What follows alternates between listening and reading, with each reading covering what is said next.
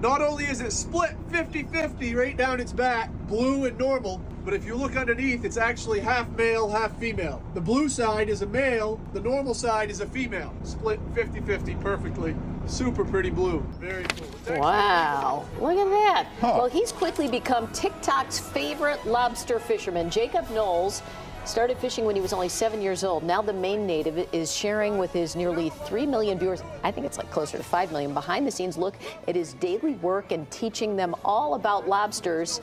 Yeah, Jacob joins us live this morning. Good morning. Good morning. Thank you for having me. Are there that many bizarre lobsters to keep this show going?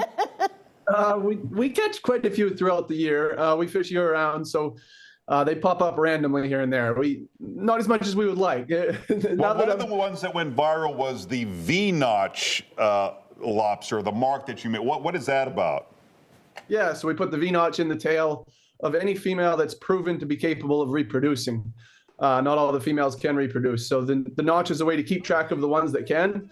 And once they have a notch, they can no longer be kept, and they stay in the ocean. And that's one of many regulations to keep the population sustainable. So you might have gone viral with, you know, this double-colored lobster initially, but do you find that people are just fascinated with what you do every day? I mean, I've been watching, what's that deep sea fishing show? I love it. I mean, I don't know, is that what you think people is that what they're responding to?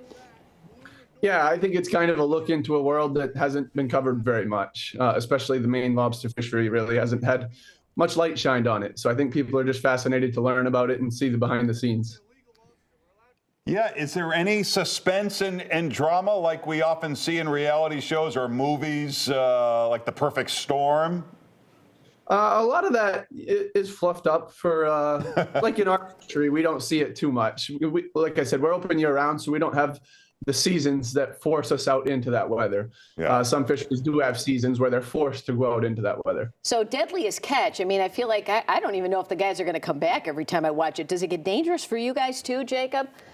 There's some danger aspect in it. The winter time, there's a little bit of danger involved. But in the summertime, we're fishing around a lot of our friends and family. And there's always other fishermen nearby if something goes wrong. But with that said, there's definitely dangers that are involved. All right. Do you think some of the ladies are following you because they like to see you and your friends, and they're like, oh, he's a cute lobster fisherman? I think there's a level of that as well. Yeah, they're not dummies, Larry. But this is fascinating. Sure, I'll watch about some lobsters. I would think lobster fishermen are all about making money. Is there a balance there with nature and supply and demand and all that? Yeah, absolutely. I mean, more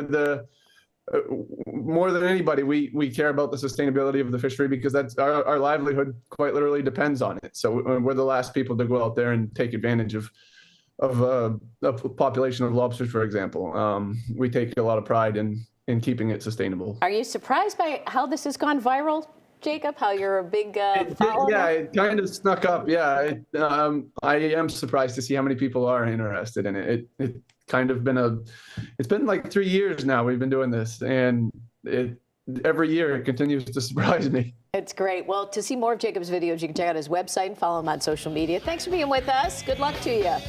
Appreciate you having me on. Thanks, Jacob.